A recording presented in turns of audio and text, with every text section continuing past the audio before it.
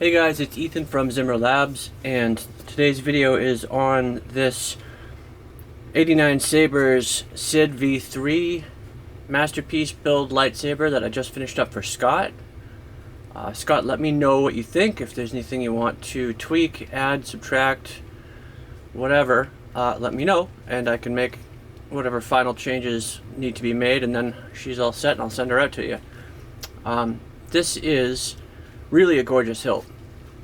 I think that the main thing that characterizes this hilt is the elegance, perfection, attention to detail, and finish that 89 Sabers did on it. It's really stunning, and it's not something that you see too often as far as a relatively inexpensive lightsaber hilt goes.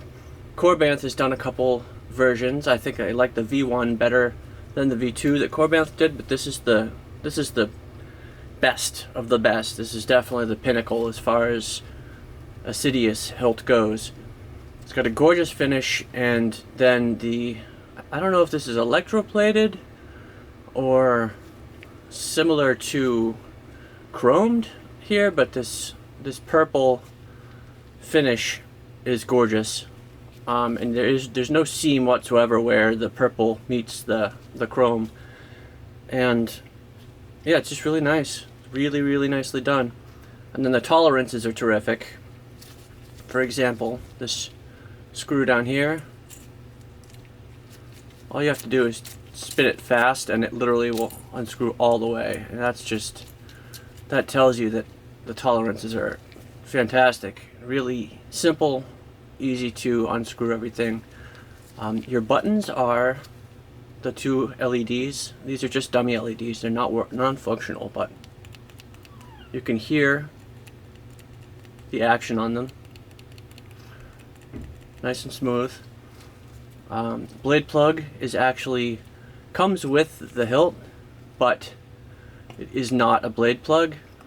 You have to do a bit of work and add two parts to it to turn it into a blade plug, but it does come with it, so you don't have to worry about buying anything extra to get there. You just have to come up with a way to make it. The challenge that I posed myself on this was how to keep it as pristine as possible while making it totally functional. And in that, I mean, I don't want to have a set screw or anything visible on this hilt, but you need to hold the blade plug in, you need to hold the blade in, there needs to be blade retention. So in order to do that, for the blade plug I just made it a snap fit. So this has got a small ridge on it, which you can hear click in. That's all you have to do to insert or remove the blade plug. It's not going anywhere. It's a nice tight fit, but no screws or anything marring the gorgeous finish on this guy. As far as the blade goes, I will show you guys how that works in a bit when we get there. But let's jump into this guy, and I'll show you how it works. This bottom screw is the chassis retention. Simple as just that one screw. These three screws down here are just decorative. They don't actually do anything. But once you remove that screw, you can simply slide the chassis right out. We opted for the stock Custom Works, I don't know what you call it, I guess it's the Elite chassis, I think that's what he calls it. Done in all brass with a gold element up top here, these radiator cooling fins, and the button mounts were done in gold. But the idea was to have a really smooth, consistent internal chassis from start to finish. So from the very base of it all the way through is one material essentially, with one nice brushed brass finish. And I like how the finish came out. It's not super shiny, but it is really smooth, clean, and everything really lines up and fits together well. It's it's nice because the whole thing looks as if it is a seamless piece, you know, not something cobbled together from parts, which is cool. It's kind of the look that I was going for.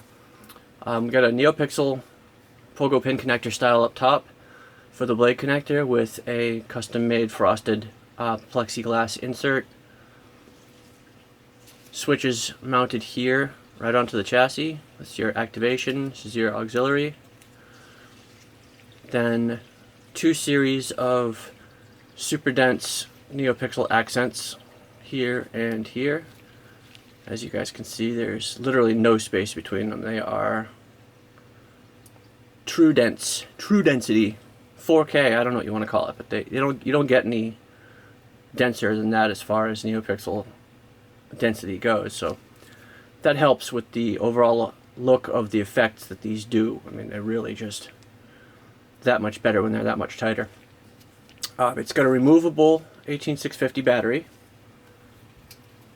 Now the only thing that I see really as a drawback with this hilt, not the hilt, the chassis, is that this battery is not real hard to get out, but there just barely is enough room to get a little pull tab in here. But if you do, then it's quite likely it's not going to fit inside the hilt, and if it does, you're going to end up ripping the pull tab off when you slide this chassis into the hilt. You know, repeatedly. After a while, it's going to ripping that pull tab right off, because the whole thing is just such a snug fit, as you guys can see here. And that doesn't really lend itself to any extra room there for a pull tab. So unfortunately, that means that it's not quite as easy as I'd like to get this battery out. The simplest way to do it is just use, this is just a plastic spudger tool, and you just kind of pry it up and then you can pull it out. It's not a big deal. It's spring loaded on both ends, with the positive end being at the top. This is a custom wrap, obviously done in a color to match the chassis itself, just so that nothing about the battery stands out, because it really does take up, you know, half of the chassis on one side, so you want it to at least be consistent. So that's why that's done in gold. Down here we have the recharge port, 2.1mm switchcraft, and then the main power switch here.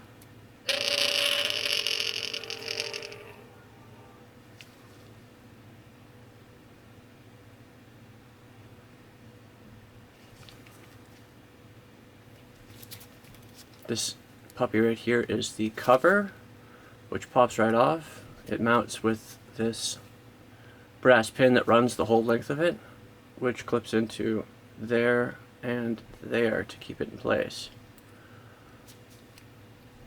And it is a simple matter of sliding that back in and then just popping it down to reinstall it. And that's, again, reinstalled, and it's nice and tight and flush.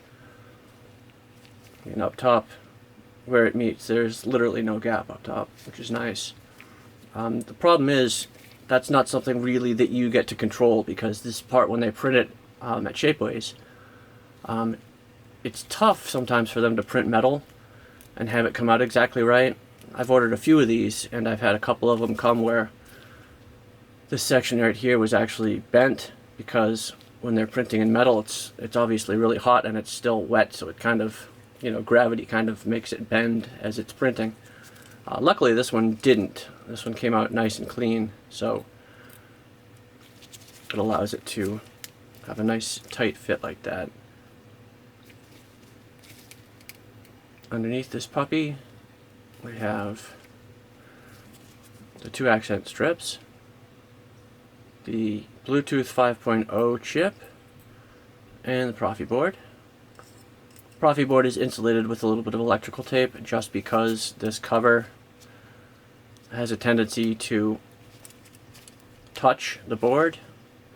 Even though I did my best to sand it down and clean up the underside so that it doesn't contact the board, it still on occasion will contact the board, and you don't want to short anything out You could end up frying the board, or, you know, in this case, what this was doing when it touched the board was it was actually somehow activating the switches, so it would turn the lightsaber on or off, or it would change the auxiliary button and would change the blade while I was using it, and, you know, that was kind of annoying. The only thing that's not insulated are the two little tiny micro switches here, just so you can access them easily. USB is right there. You can't really get at it while the pommel is on, but the pommel is very simple to remove. There are 3 set screws. Just tapped a couple of 3 small, I think they are 2mm brass set screws. Just drilled and tapped this pommel piece, and then I also tapped the 3 holes that are on the chassis itself that are intended to have the screws go into them. Those holes are already there, but they don't have threads, so you just quickly hand tap them. Then you can access the speaker, which is removable onto header pins. And then at that point, now you can access the USB and SD card. Not quite as easy as I would have liked, but it's certainly not difficult. And then it's a simple matter of just putting the pommel back on to tighten up the screws, and she's back and ready to go.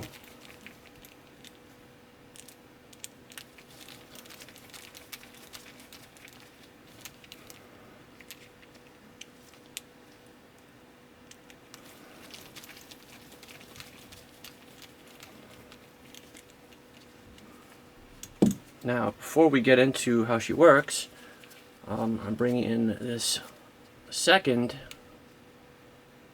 SID chassis. This is one I did in gold, rhodium, and stainless steel. And the reason I'm showing you guys this is just so you can see the different options available.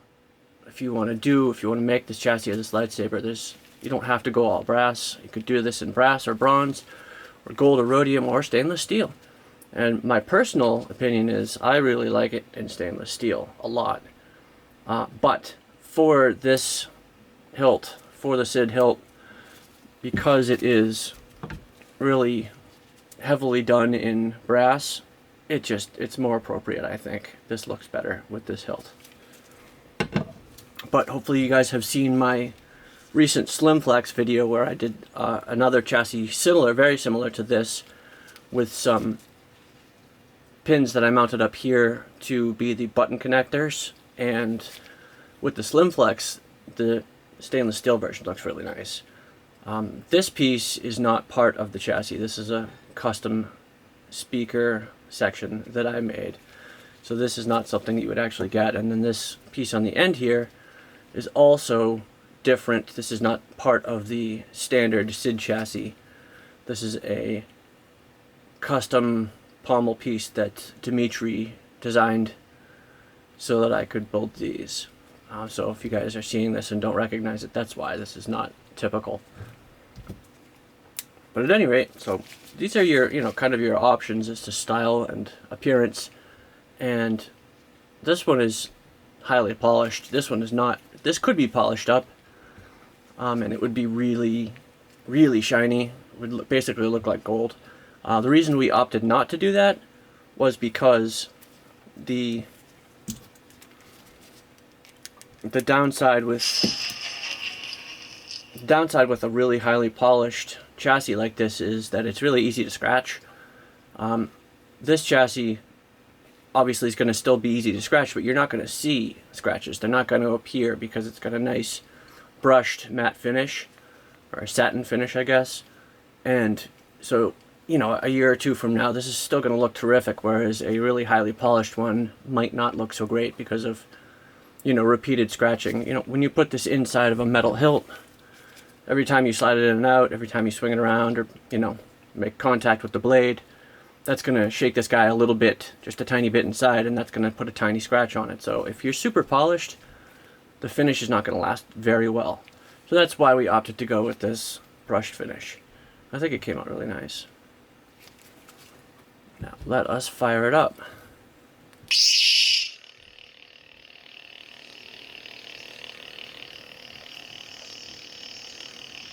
There we go. As you guys can see, that's a Cylon effect.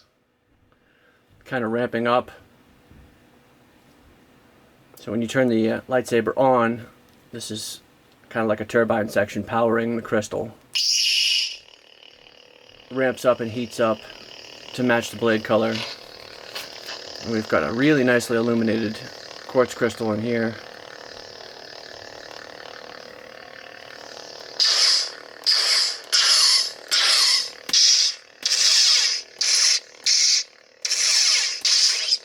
What I did is I used RGBW Neopixels for the crystal chamber, just because you get a much brighter white with them. So for accents like that,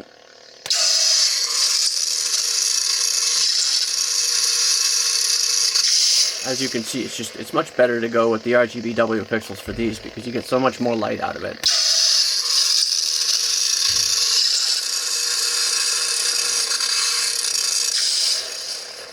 Beautiful crystal in there. This is actually a slightly rust-colored quartz crystal. I don't know if you guys can see that. Hopefully you can. It's mostly clear, but it's got a slight rust tinge to it, which is perfect for a Sith lightsaber. Up top we have standard photopixels on the blade connector, not RGBW. And they still are great. They still shine and they're super bright. Now let's go ahead and insert this puppy in there. Before we do, I'm going to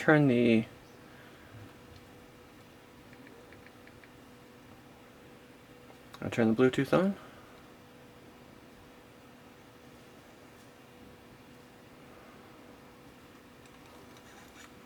Alright, now what we do is slide the chassis in, reinsert that set screw in the bottom.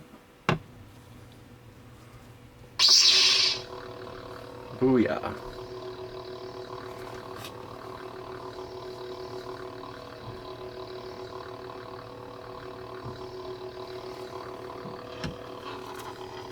As you can see, the blade plug is great. It's nice and illuminated. It's got really good shine through all around the edge here and then right through the top.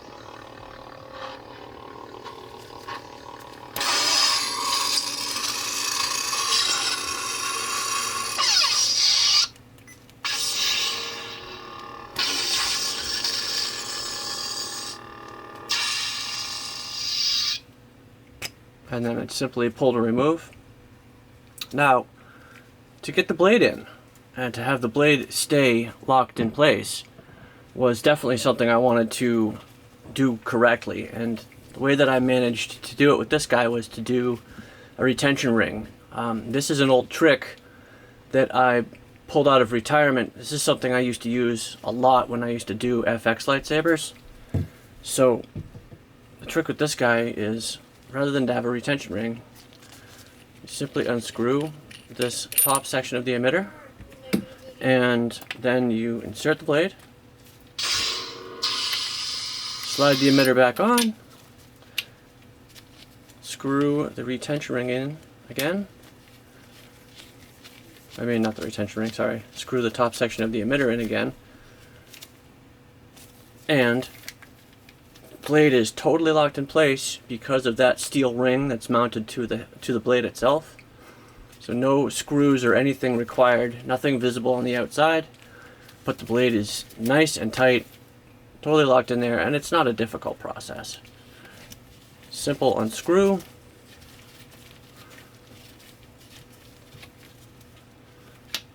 slide out, steel ring, that's what keeps it in.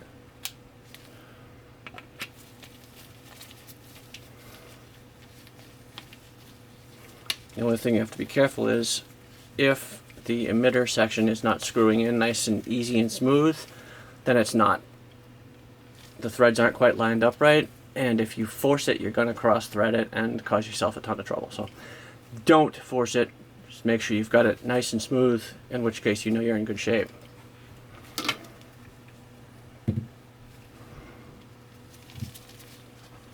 I'm going to pull the chassis out real quick. and reset it so we can start from the beginning.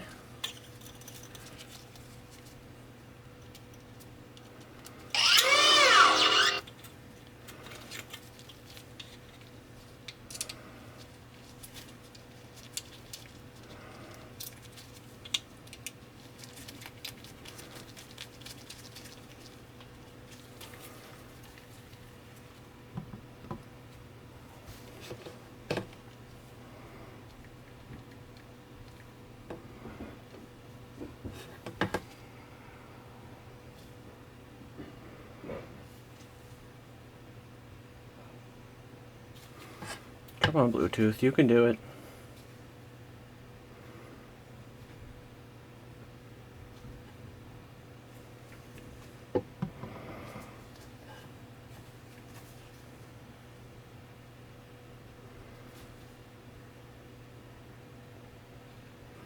Well, looks like the Bluetooth is acting up.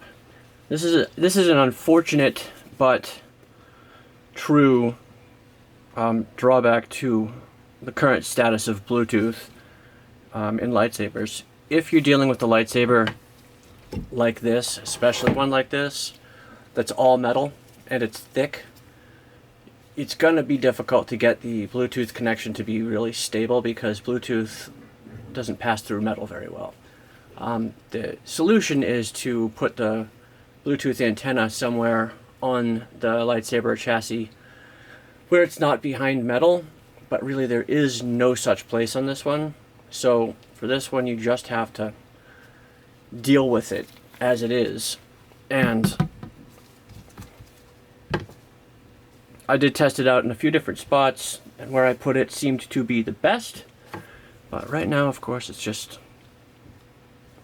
not working.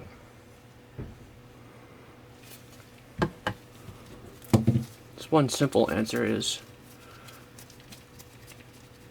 to pull the chassis out,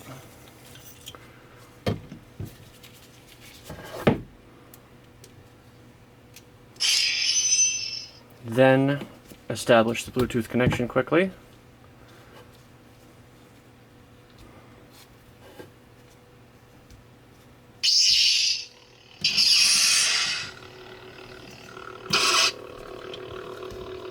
Then reinsert. And hopefully the connection stays solid because it's already done. So first blade is nice bright red.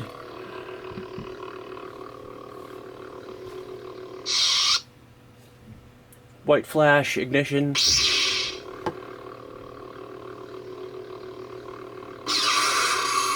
Nice localized lockup.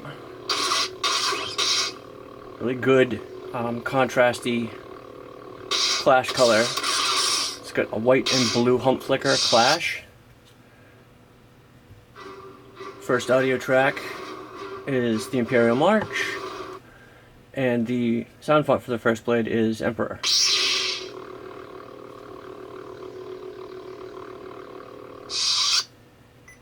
Next blade up, this is a dark orange with a nice flash.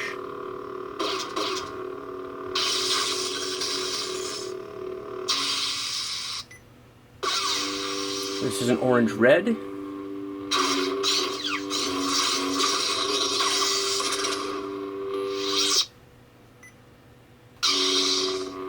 This is a yellow dark orange audio flicker blade.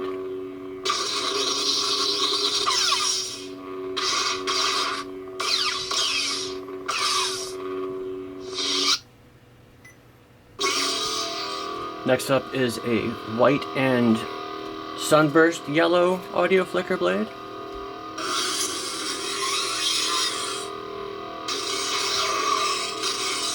It's got a blue clash.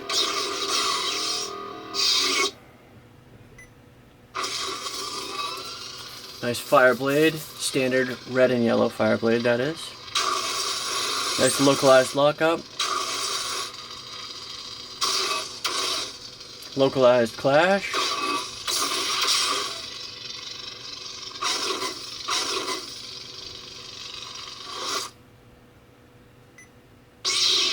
Next up is the electricity blade.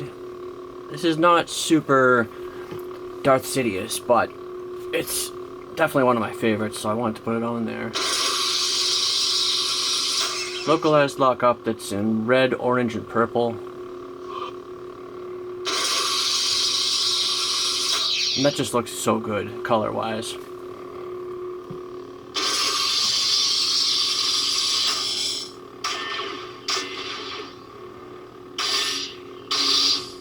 Clash is orange-red with some yellow.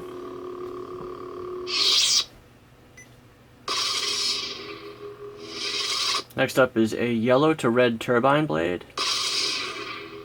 It's a color cycle blade that's done really quickly that goes from yellow to red.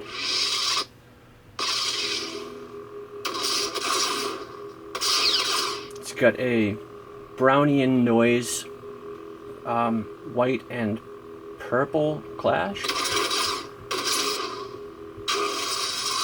got a white-yellow lockup with a dash of blue in there. A white blaster and white and yellow blaster block, that is. Next up is another turbine blade, but this is a white to dark orange, I think.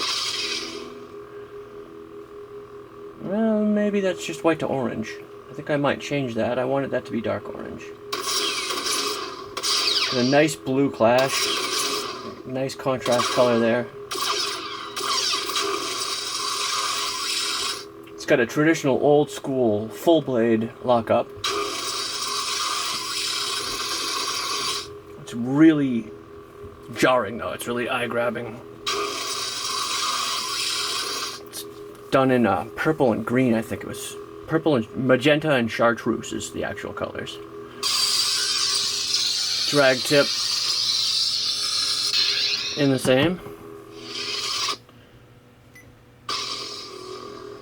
And this is what I call the vomit blade. That's because it's the best description of the color I could come up with. This is a audio flicker of chartreuse and corn silk, I think, but maybe orange red.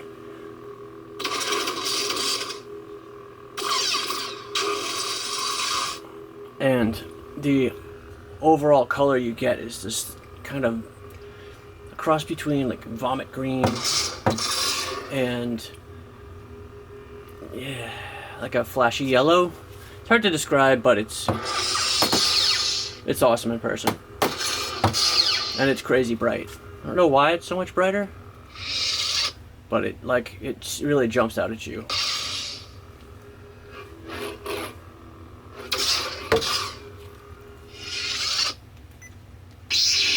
And then we're back to the beginning with the standard red blade with the Emperor sound font.